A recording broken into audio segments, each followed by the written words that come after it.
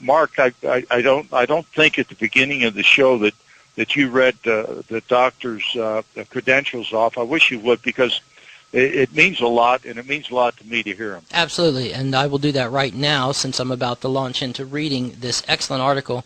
Alan Sabrosky, Ph.D., University of Michigan, is a 10-year U.S. Marine Corps veteran and a graduate of the U.S. Army War College. Now, not only that, Dr. Sabrosky, correct me if I'm wrong here, not only are you a graduate of the U.S. Army War College, but you were director of studies there for some period of time. Is that correct? That's correct, for 5.5 years. 5.5 years as director of studies at the U.S. Army War College. Of all the things that I would love to be able to have trailing behind my name, Dr. Sabrosky, being the director of studies at the U.S. Army War College would definitely be one of them.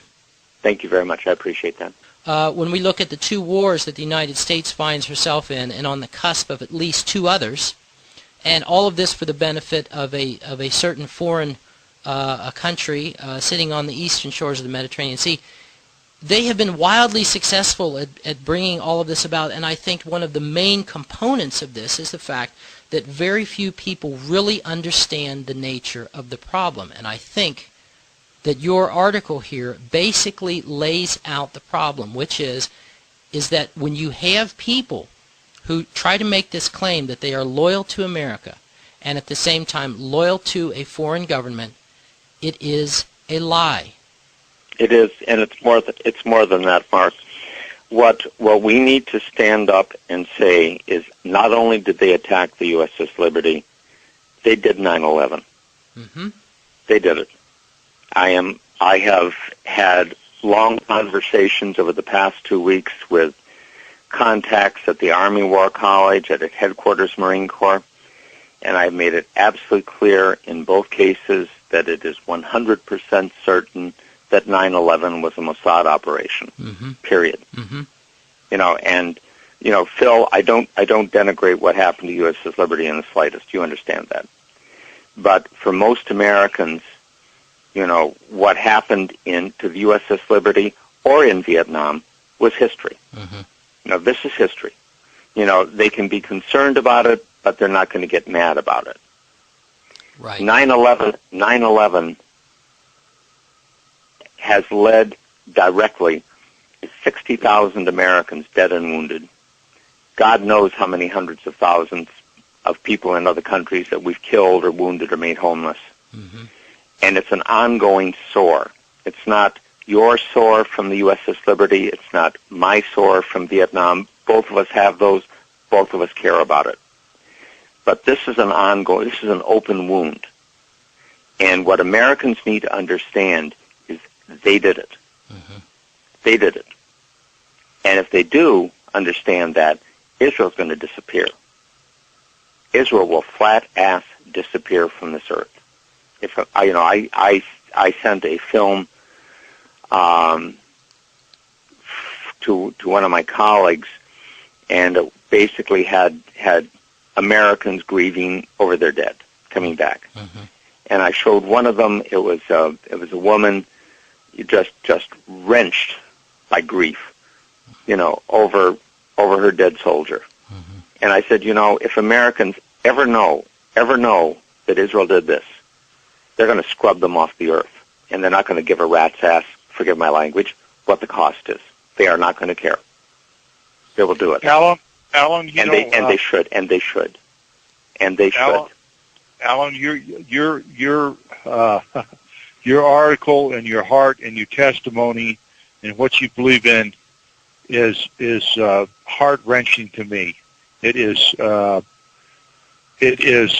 like our founding fathers in their shadows. Get down below and you'd see talking, molten steel. We have to fix this. Molten steel running down the channel. We have to make our own way, and we have to like do it now, or foundry. we will go down. Exactly. And absolutely, Phil. I agree fully. Your article needs to be shipped off to the Library of Congress immediately. Well, I can tell you it's being read by some people in headquarters Marine Corps and at the Army War College.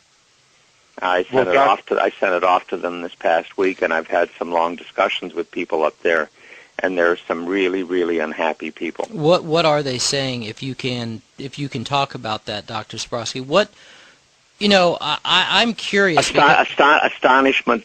Okay. The first thing, Mark, is astonishment. They didn't know. They truly didn't know. And these are not unintelligent people. They really didn't know. And the next statement is rage. Mm-hmm. Real rage. And the Zionists are playing this as truly an all or nothing exercise. Mm-hmm. Because if they lose this one, that's it. If the American people ever realize what's happened, mm-hmm. they're done. That's it. I have one grandparent who's Jewish. So it's not only a matter of blowing our cover. If Americans ever truly understand that, their history, it'll be a bloody, brutal war, and they're gone. Mm-hmm. I mean, this is it's not even going to be a close contest. Well, and they know that, and what they understand, I think, as well, is that their leverage is on the political appointments. Mm-hmm. Their leverage is not in the uniformed services. There are lots. If you pick up the Army Times or the Navy Times or any of the journals of any of the services, you get a very different view than you get, looking at the Congress and the White House. Mm-hmm. And the military has not been bought. The military is loyal, but it has not been bought. Mm-hmm.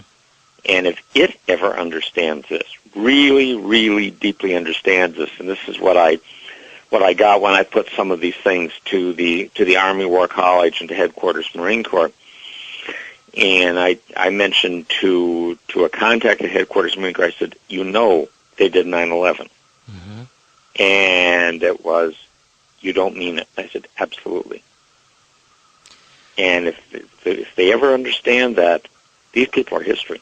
Well, now let me ask you something, Doctor. And obviously, I understand that we need to protect the names of the innocent here, and this is probably there are no innocent. Okay, I'd like to know a little bit more about this. I mean, these conversations that you're having with your colleagues who are still serving in uniform, what is the reaction on their part when you tell them things like this?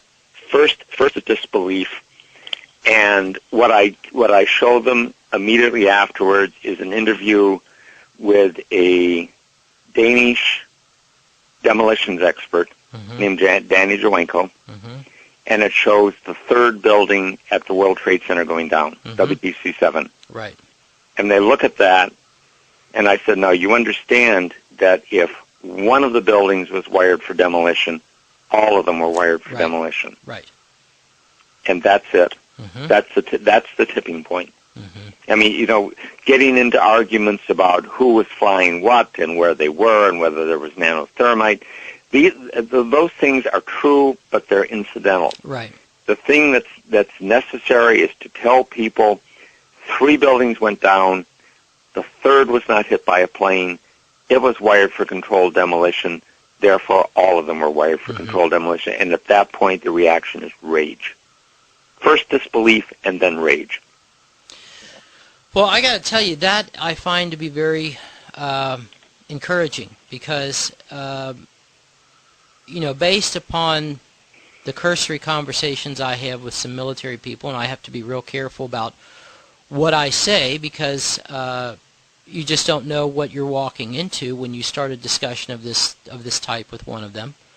Based upon these, as I said, cursory conversations that I've had with some of them, they're clueless and they don't want to hear about it. They are loyal to the flag that is on their left sleeve as a patch, and the thought that the government could be in any way involved in any kind of high crimes and treason against the United States, the people of the United States, is just unthinkable to them. So I'm glad to hear that there still is some gray matter and some patriotism left, at least in the circles where you travel, Dr. Sabrosky. Well, I mean, it's not that they don't want to hear it; it's that they don't know of it. And what I have done when I presented it to these people, and I said, just look at this. Just look at this picture. I'm not going to give you an argument. Just look at it. And they look at the film, and without exception, they come back and they say, they did it, didn't they? I said, yep.